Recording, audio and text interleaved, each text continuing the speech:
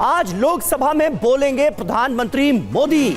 अभिभाषण के धन्यवाद प्रस्ताव का देंगे जवाब। शाम 5 बजे लोकसभा में पीएम का यह संबोधन होगा, जिस पर सबकी नजरें आज टिकी हुई।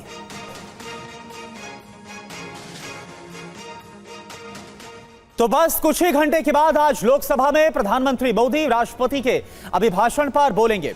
प्रधानमंत्री आज राहुल गांधी के आरोपों पर जवाब देंगे। कल राहुल गांधी ने जिन मुद्दों पर सरकार को घेरा, उनमें एक जाति जनगणना का मुद्दा भी है। आप देखिए, जाति जनगणना को लेकर राहुल गांधी ने क्या सवाल उठाए और बीजेपी ने इस पर क्या जवाब दिया। आप देखिए। We have done a caste census in Telangana. And what we have found is shocking. Almost 90% of Telangana is either Dalit, Adivasi, backward or minority. Almost 90%. And I am convinced that that is the story across the country. I am absolutely convinced that the OBC population of this country is not one less than 50%, possibly 55%. 16% are Dalits, 9% are Adivasis, 15% are minorities. Caste census जब नवंबर दिसंबर 2024 में हुआ, उसमें 56.33% तेलंगाना की population backward पाई गई। मैं एक सवाल पूछता हूं आपसे, इतनी बैकवर्ड के लिए आपके मन में अगर संवेदना है तो क्या कारण है? तेलंगाना में आपकी सरकार है और तेलंगाना में मुख्यमंत्री समेत 7 मंत्री फॉरवर्ड कास्ट के हैं, वो अगड़े कास्ट के हैं।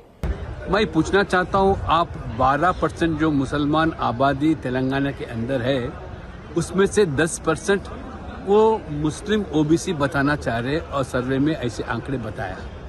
माने आज 12% में 10% ओबीसी मुस्लिम है, तो किनका हक छीनने का ये सर्वे बताया जा रहा है। और आइए, हमारे साथ इस वक्त 2 खास मेहमान जुड़ चुके हैं, उनसे आपका तारुफ करा दें। शिवम त्यागी हमारे साथ मौजूद हैं, राष्ट्रीय प्रवक्ता भारतीय जनता पार्टी के। सुजाता पॉल हमारे साथ हैं, प्रवक्ता कांग्रेस पार्टी की हैं। अक्कू श्रीवास्तव भी थोड़ी देर में हमारे साथ जुड़ेंगे, वरिष्ठ पत्रकार हैं।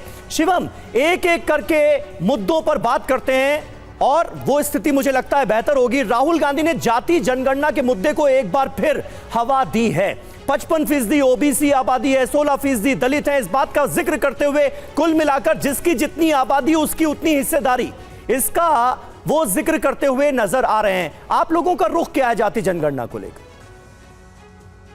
देखिए, क्लैरिटी है। मैं मानता हूं कि जब खास तौर पर इस तरह की बातें हुई थी, जब कोरोना चल रहा था, तो सुप्रीम कोर्ट में खुद सरकार ने फाइल किया था कि आने वाले समय में जनगणना होनी ही है 2 साल बाद, और उसके साथ जातिगत आंकड़े भी निकल कर आएंगे ही, उसमें कोई दो राय नहीं है। लेकिन प्रैक्टिकलिटी ये है कि इसके पीछे का मिशन और एजेंडा क्या है। अगर आपको जातिगत जनगणना में इस तरह के सरप्राइजिंग आंकड़े मिले तो बिल्कुल ठीक कहा संबित जी ने, आपके जो मुख्यमंत्री हैं वो फॉरवर्ड कास्ट से हैं, उसके अलावा जो 7 मंत्री हैं वो फॉरवर्ड कास्ट से हैं। बताइए ना, पिछड़े ओबीसी को कितना रिप्रेजेंटेशन दिया। अगर 90% वो है तो उनको 90% का रिप्रेजेंटेशन तेलंगाना में देकर आपने जो है उसको जो एजेंडा को बिल्कुल क्लियर क्यों नहीं कर दिया? आप क्या चाहते हैं ये क्लियर क्यों नहीं कर दिया? कर्नाटका में जब जातिगत जनगणना की बात आई तो वहां पर जो है डी केशव कुमार ने कहा कि नहीं, हम वो डेटा बाहर नहीं कर सकते। वो क्यों नहीं कर दिया? जब 2014 से पहले आप कास्ट सेंसस कर चुके थे, वो डेटा क्यों नहीं बाहर कर दिया? मैं मानता हूं कि इस तरह की चीजें जिसका कोई आधार नहीं, राज्यों में जिनको खुद उनके क्षेत्रों में लोग सुन नहीं रहे हैं, ये अपने आप में अजीब है। और एक बात तो और भी लगी मुझे, 45 मिनट के भाषण में 34 बार चाइना चाइना चाइना बोल के ऐसा लगा भाषण दिल्ली में नहीं बीजिंग में चल रहा है। मतलब गजब बात। कोई आदमी हिंदुस्तान का नाम लेता, बजट का नाम लेता, 12,000 के स्लैब को जो है क्रिटिसाइज करते, या फिर टैक्सेशन में उनको कोई दिक्कत नजर आई, उसको कोई क्रिटिसिज्म होता, या फिर कैपिटल इसीलिए शिवम मैंने कहा कि एक एक करके मुद्दे डिस्कस कर लेते हैं। जाति जनगणना पर आपने अपना रुख साफ किया, कांग्रेस पार्टी की राज्य की सरकारों पर सवाल उठाए। सुजाता जी, इसका जवाब दीजिए। वो कह रहे हैं कि आप लोग खुद जिस फैसले को लागू नहीं करवा पा रहे हैं उन राज्यों में जहां आपकी सरकार है, और सवाल केंद्र सरकार से पूछा जा रहा है। पहली बात तो ये समीर जी कि जो सवाल आपने उठाए हैं उसके जवाब दिए जाने हैं या जो सत्ता में बैठा हुआ है और विपक्ष के सवालों के जवाब से भाग रहा है उसके जवाब दिए जाने चाहिए। दोनों के ही जवाब दे देती हूँ। आप जब बात करते हैं राहुल गांधी जी ने जो बात कही है वो असली मुद्दा है।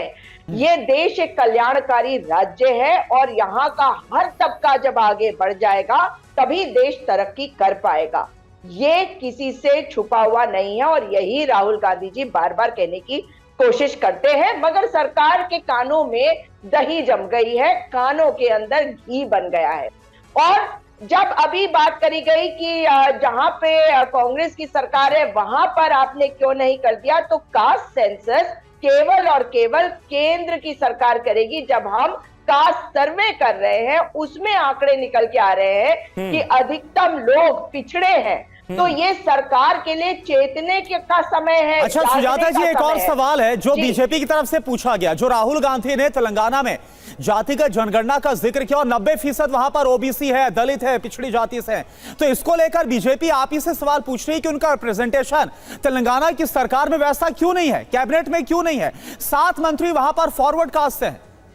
अच्छा सवाल है करुणा जी, ये बताइए कि सरकार आई है और निश्चित तौर पर अगर वहां पे फॉरवर्ड क्लासेस के लोग जो है वो सत्ता में जगह जगह पे बैठे हैं तो उन्होंने इस कास्ट सर्वे को किया है। बदलाव तो तभी आएगा ना जब डेटा आपके पास आएगा। तो ये कास्ट सर्वे के जो रिजल्ट है इसके बाद जो कदम उठाए जाएंगे उस पर सवाल आज करेंगे या जब उसका इम्प्लीमेंटेशन होगा और जो योजनाएं हैं उनके बारे में बात करी जाएगी, एक क्लैरिटी आएगी तब करी जाएगी। Bharatiya Janata party vote about tree मतलब ठीक है, यानी अभी जहां आपकी राज्य सरकारें हैं वहां पर आप कास्ट सेंसस का इंतजार कर रहे हैं ताकि केंद्र के लेवल पर कास्ट सेंसस जो है वो हो जाए, आंकड़े सामने आ जाए और उसके बाद फिर आप हिस्सेदारी देंगे।